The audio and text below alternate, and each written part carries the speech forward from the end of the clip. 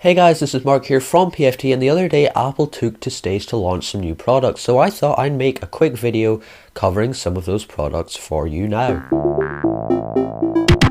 Okay, so first up we have the new iPad Air 2. Now this has been a fairly well rumoured product and we really did pretty much know what was going to happen.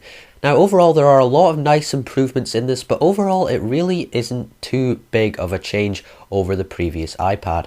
So first off we had a really nice reveal of the thickness of this iPad, and personally I like the way that Apple delivered that over to us with the pencil. I don't know if you've seen the event or not, but it does look like a really nice advertising campaign that I kind of liked. So this iPad will come in at a fairly impressive 6.1 millimeters thin. Now this is shockingly thin for a tablet, and it is very impressive that Apple have managed to fit this technology into such a thin device. But a lot of people are beginning to wonder why they don't just make them slightly thicker and put in, for example, a bigger battery. Because really the thickness, once it gets below 7 millimeters, it is incredibly thin and you're not going to really notice it getting much thinner past there, but 6.1 millimeters is a very impressive thickness. Apple have also added in a new A8X chip which promises to be around 40% faster than previous iPads, and personally I can't wait to get my hands on this new iPad with this chip, as it should be a really nice performer, and it will perform very well in things like games, and with also some light image and video processing. And Apple actually showcased a few new apps.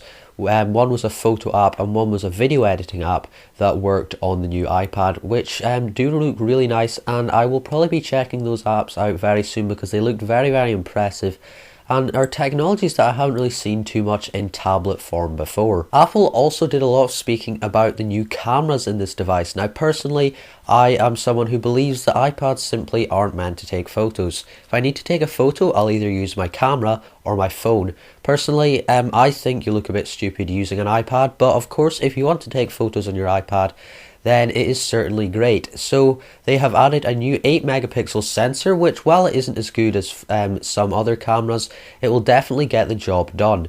There is also dual microphones, which should allow for some really nice audio quality in your video. And speaking about video, they've also added 1080p video, which really isn't too big a step, but it's nice that they have that. And in the Photos app we now have some new features like time-lapse and slow motion, which is very nice to see.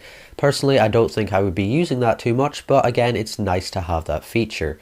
They also spoke a wee bit about the new front FaceTime camera, which is something I really like, as that is a camera I would use on the iPad, as I do often use it for things like Skype and FaceTime. So that is a nice feature that I'm happy to see in this iPad. Now, a feature that a lot of people have been wanting to see in the iPad range for a while is Touch ID, and we did finally see this integrated into the iPad. Now, Apple didn't really need to speak much about this, as we have of course seen it in products like the iPhone before, and it has pretty much the exact same capabilities as it does in those devices.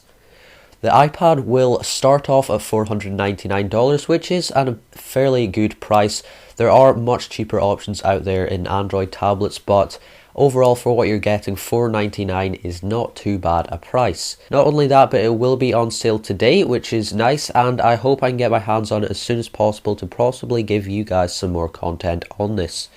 Now, Apple also announced the iPad Mini 3, but they didn't really say anything, and looking on the website later, I can see why. As much as it pains me to say, Apple have made pretty much no changes to this device. Personally, the iPad Mini is my favourite tablet. I love the form factor of it, and I actually own the original iPad Mini and still use it on a daily basis. Now, Apple released the Retina iPad Mini not too long ago, and it had some okay changes over the first iPad Mini, but the real one, obviously in the name, was the new Retina display. Now, in the iPad Mini 3, all we see is Touch ID. It has the exact same screen, the exact same camera, the exact same processor. It is the exact same device as the iPad Mini with Retina display, apart from it has Touch ID. This is very disappointing to me, and I would have liked to see, for example, a new processor, possibly new cameras, and maybe even a bit of a bump in that resolution, even though it is very impressive. So I was a bit annoyed about that, but it is of course nice to see Touch ID integrated. But not for $100 extra. I really think that's a bit much to charge just solely for Touch ID. So overall, I thought the new additions to the iPad line were fairly impressive. I was of course a bit disappointed with the iPad mini, but the iPad Air 2 did definitely make up for that. I would really like to hear your opinions down below in the comments section, and if you've got any questions, don't hesitate to email me at the address in the description. Thank you very much for watching this video. See you.